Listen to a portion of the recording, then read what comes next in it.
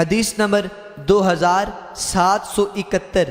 حضرت نافع اور حضرت عبیداللہ بن عبداللہ حضرت ابن عمر رضی اللہ تعالی عنہما سے روایت کرتے ہیں، وہ فرماتے ہیں میں نے رسول اکرم صلی اللہ علیہ وسلم سے سنا، آپ نے فرمایا 5 جانور ایسے ہیں جن کو حرم میں قتل کرنے پر کوئی گناہ نہیں، پھر پہلے کی طرح ذکر کیا۔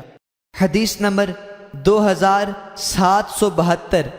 حضرت عبداللہ بن دینار سے مروی ہے، انہوں نے حضرت ابن عمر رضی اللہ تعالی عنہما سے سنا، وہ فرماتے ہیں رسول اکرم صلی اللہ علیہ وسلم نے فرمایا 5 جانور ایسے ہیں جن کو محرم آدمی قتل کرے تو اس پر کوئی گناہ نہیں، ان میں بچھو، چوہا، کاٹنے والا کتا، کوا اور چیل شامل ہیں۔